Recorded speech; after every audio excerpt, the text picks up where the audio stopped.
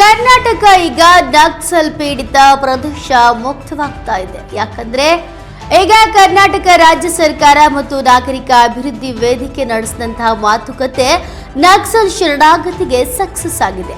ಈ ಮೂಲಕ ನಕ್ಸಲಿಗರು ತಮ್ಮ ಶಸ್ತ್ರಾಸ್ತ್ರಗಳನ್ನ ಕೆಳಗಿಟ್ಟು ಶರಣಾಗತರಾಗಲು ಒಪ್ಪಿಕೊಂಡಿದ್ದಾರೆ.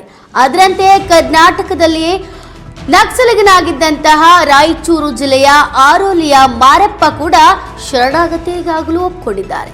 ಕಳೆದ 3 ದಶಕಗಳಿಂದ ನಕ್ಸಲಿಗನಾಗಿ ಸಕ್ರಿಯನಾಗಿದ್ದಂತಹ ಮಾರಪ್ಪ ಈಗ ತನ್ನ ಶಸ್ತ್ರಾಸ್ತ್ರವನ್ನ ಕೆಳಗಿಳಿಸಿ ಶರಣಾಗತಿಯಾಗಲು ಒಪ್ಪಿಕೊಂಡಿದ್ದಾನೆ. ರಾಯಚೂರು ಜಿಲ್ಲೆಯ ಆರೋಲಿ ಗ್ರಾಮದಲ್ಲಾಗಿರ್ತಕ್ಕಂತಹ ಮಾರಪ್ಪನಿಗೆ 82 ವರ್ಷದ ತಾಯಿ ಗೌರಮ್ಮ ಹಾಗೂ ದೇವೇಂದ್ರಪ್ಪ ಎಂಬ ಸಹೋದರರಿದ್ದಾರೆ. ಆರೋಲಿ ಗ್ರಾಮದಲ್ಲಿರುವ ಕುಟುಂಬಸ್ಥರು ಮಾರಪ್ಪನ ಬರುವಿಕೆಗಾಗಿ ಚಾತಕ ಪಕ್ಷಿಯಂತೆ ಕಾಯ್ತಿದ್ದಾರೆ.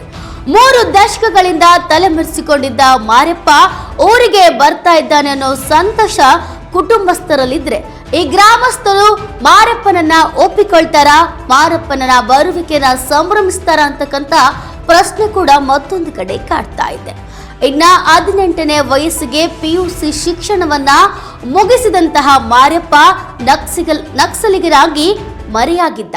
ಆ ಮೂಲಕ ಬೇಡಿಕೆಯೊಂದನ್ನ ಇತ್ತೀಚೆಗೆ ವಿಡಿಯೋ ಮಾಡಿ ಹರಿಬಿಟ್ಟಿದ್ದ ಕೂಡ.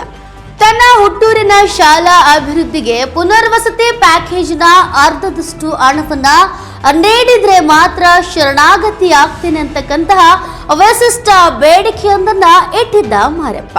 ಈ ಮೂಲಕ ಶೈಕ್ಷಣಿಕ ಪ್ರಗತಿಯಿಂದ ಮಾತ್ರ ದೇಶ ಅಭಿವೃದ್ಧಿ ಹೊಂದೋಕೆ ಸಾಧ್ಯ ಎಂಬ ನಿಲುವನ್ನ ಹೊಂದಿದ್ದ ಅಂತಕ್ಕಂಥದ್ದು ವಿಶೇಷವಾಗಿದೆ.